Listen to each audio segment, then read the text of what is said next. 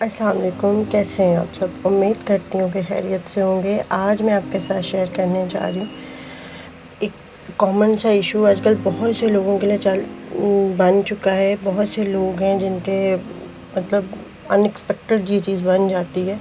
Moles, مسے بھی بولتے ہیں ہم انہیں، مالز بھی بولتے ہیں، اور ہم انہیں موقع بھی کہا جاتا ہے کسی لینگویج میں، الگ الگ لینگویج میں ان کے نام ہے۔ اور یہ بن جاتے ہیں بہت ہی ابھرے سے، بلیک کلر کے بھی بنتے ہیں، براؤن کلر کے بھی بنتے ہیں، اس طرح کے وہ اسکن ابھر سی جاتی ہے۔ یہ ہارمونس کی وجہ سے بھی ہوتا ہے، کسی چیز کی کمی ہوتی ہے آئی تھنک، اس کی وجہ سے بھی بن جاتے ہیں، بہت سے لوگوں کو بن جاتے ہیں۔ تو اس کے لیے میں آپ کو ایک سمپل سی ریمیڈی بتانے جا رہی ہوں۔ انشاءاللہ یہ 100% ورک کرے گی، اور آپ نے اس کو بس بہت احتیاط سے یوز کرنا ہے۔ صرف جہاں پہ مسا ہوگا وہیں پہ آپ نے لگانا ہے۔ 3 دن کے اندر یہ بالکل ختم کر دے گا، گارنٹی کے ساتھ۔ تو چلتے ہیں ریمیڈی کی طرف۔ جی، سب سے پہلے آپ نے چونا لے لینا ہے۔ یہ چونا ہوتا ہے اس طرح کا، مارکیٹ سے یہ آپ کو پینٹ والوں کی شاپ سے ملے گا، کہیں اور سے نہیں ملے گا۔ پینٹ والوں کی شاپ سے 10 روپے کا بھی چونا لیں گے تو بہت زیادہ، اتنا زیادہ آ جائے گا، کافی سارا آ جاتا ہے 10 روپے میں بھی۔ اور نیکسٹ جو انگریڈینٹ ہے ہم لیں گے اس میں میٹھا سوڈا۔ میٹھا سوڈا لینا ہے، بیکنگ سوڈا نہیں لینا۔ میٹھے سوڈے اور بیکنگ سوڈے میں ڈفرینس ہوتا ہے۔ میٹھا سوڈا وہ ہوتا ہے جو چیزوں کو گلانے کے لیے ہوتا ہے، بیکنگ سوڈا وہ ہوتا ہے جو بیک کرنے کے لیے ہوتا ہے۔ ٹھیک ہو گیا؟ یہ اس طرح کا بیکنگ سوڈا ہوتا ہے، اور میٹھا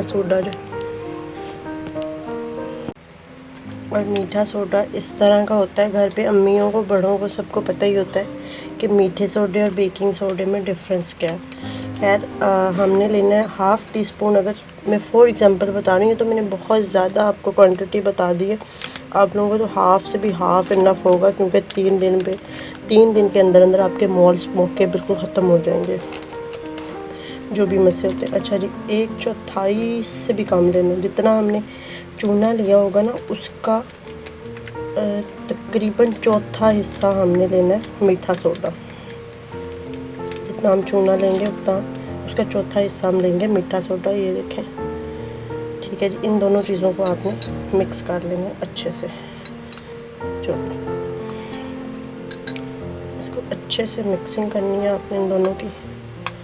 اچھا، چونا جو آپ لیں گے پینٹ والے سے ہی لینا ہے، بجھا ہوا چونا۔ مکس کر کے تھوڑا سا ہلکا سا پانی ڈالیں گے، اچھے سے مکس ہو جائیں گے۔